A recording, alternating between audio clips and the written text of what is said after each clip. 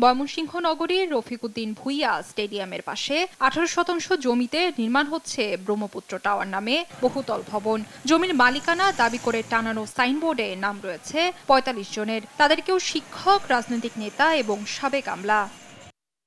2022 সালে 13 ফেব্রুয়ারি ভূমি সহকারী কর্মকর্তার প্রতিবেদনে জমিটি জেলা প্রশাসকের নামে লিপিবদ্ধ উল্লেখ করা হয়। ভূমি অফিসের কাগজপত্র ঘেটে দেখা যায় সিএস মূলে জমিটির মালিক নবু কনস্টেবল, আরওয়ার মূলে খাস খতিয়ানে লিপিবদ্ধ থাকলেও বিআরএসে আনোয়ারা বেগমের নাম উঠে আসে। পরবর্তীতে আইন ভঙ্গ করে আনোয়ারার কাছ থেকে নামমাত্র মূল্যে প্রভাবশালীরা জমিটি কিনে বহুতল ভবন নির্মাণ শুরু করেন। এতে ক্ষুব্ধ স্থানীয়রা। তাদের কোনো ডেভেলপারের কোনো লাইসেন্স নাই, কোনো কিছু নাই।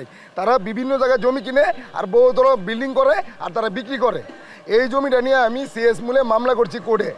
সরকারি জায়গায় কিন্তু এটা কিভাবে ওরা বিল্ডিং করতেছে, ঠিক আছে, কাজ করতেছে, ঠিক আছে, আমি সেটাই বুঝতে পারলাম। প্রশাসনের প্রতি দৃষ্টি আকর্ষণ করে বলতেছি, তারা দ্রুত গতিতে এটার আপনার যেগুলো পদক্ষেপ নেয়। জমিতে সরকারি খাস খতিয়ানের অংশ রয়েছে জানিয়ে স্থাপনা নির্মাণকারীরা বলছেন, মামলা চলমান থাকলেও স্থগিতাদেশ না থাকায় বহুতল ভবন করছেন তারা। জমির কোনো জটিলতা নাই, একটা ক্লারিক্যাল মিস্টেক আছে, একটা দাগ, এটা আর অন্য কোনো কিছু না। সরকারি খাস খতিয়ানের অংশ আছে এর সাথে, কিন্তু সরকারি খাস খতিয়ানের দেখা না।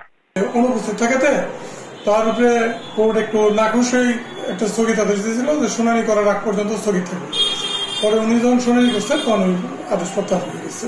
সরকারি স্বার্থ রক্ষায় নির্মাণ কাজ বন্ধের পর ফের চালুর নির্দেশনা দিয়েছেন ভূমি সহকারী কমিশনার। যদিও জেলা প্রশাসকের দাবি, আদালতে মামলা নিষ্পত্তি না হওয়া পর্যন্ত সরকারি জমিতে কাজ করার সুযোগ নেই।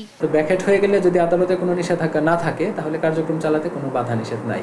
তো সেক্ষেত্রে আমরা তাদেরকে এই মুহূর্তে আর বাড়িতে করতে পারছি না। বিজ্ঞ আদালত থেকে যদি আবার কোনো ইনজাংশন আসে, সেক্ষেত্রে তার প্রেক্ষিতে আমরা আবার তাদেরকে বাড়িতে করতে পারবো।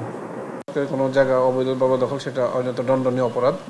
যেহেতু যে বিষয়টির অবতারণা করেছেন সেটা আমার একটু খোঁজ নিতে হবে। খোঁজ নিয়ে যদি সেটা আমাদের সরকার সম্পত্তি হয়ে থাকে, আদালতের বিচারাধীন থাকে, তাহলে বিচার নিষ্পত্তি না হওয়া পর্যন্ত যাতে কেউ কোনো রকম কাজ করতে না পারে সেটা অবশ্যই আমরা ব্যবস্থা নেব।